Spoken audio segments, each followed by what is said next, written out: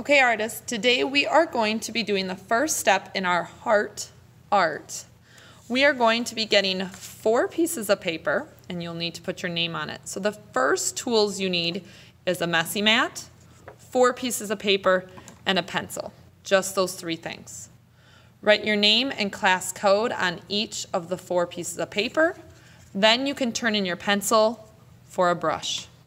Once you have your brush, you're going to be painting each of these squares. Now you have to keep in mind what colors are friendly on the color wheel so we don't end up with brown or mud colors. We want these to be colorful. So I'm going to start with, I know yellow, blue, and green are all in a row on the color wheel, so they will mix nicely together. So I did a little bit of water and some paint. So I did dip, wipe, I can do swipe or dip again. We are using the liquid tempera paint today. So it's not so much a swipe like we do with our watercolor palettes. So I'm filling this up. Maybe I'm going to just start by filling this all up with my yellow. I can even just use water to kind of spread it out. I want to make sure there's no white left on my paper. So once I have all of the yellow on, then I can rinse my brush really good, since I'm sharing the paint, wipe it, and maybe put some blue in. You could just drop it in. Maybe you want to do stripes. See what color it mixes together. I might want to drop maybe some of the dark blue in. Maybe I'm going to do some polka dots. I could do a pattern. I could do a design. I could just do colors. I'm going to rinse. Every time I get a new color, I have to rinse and start again. Maybe I just kind of want to mix it, a little bit of water, and kind of let's see what happens by mixing some of this. If I'm starting to lose that yellow, I can rinse my brush and just get some yellow. I'm starting to notice it's mixing a lot, so I might want to stop. I'm going to rinse my brush, maybe just do some dropping in of dots and different things, and just stop, because it's going to start turning into just one color instead of showing me a variety. If you can't pick it up or move it to do another color, you can kind of just paint in your area. So if you're having a hard time like me, just scoot over and paint over here in this area.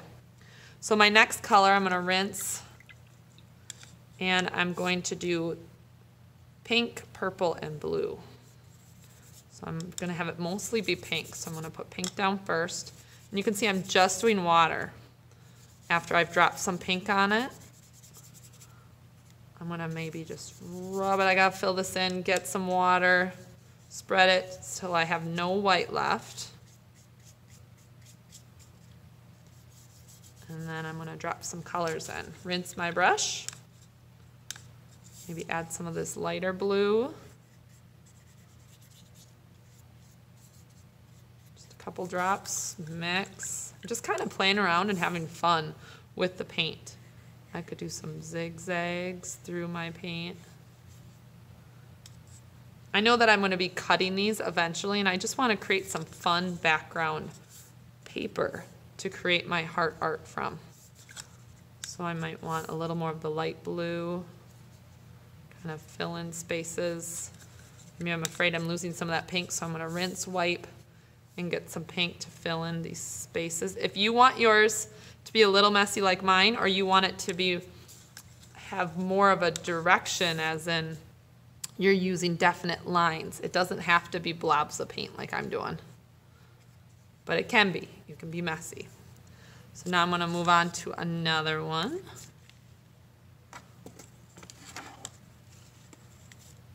And I'm going to do my yellow and pink, I know that can make some oranges.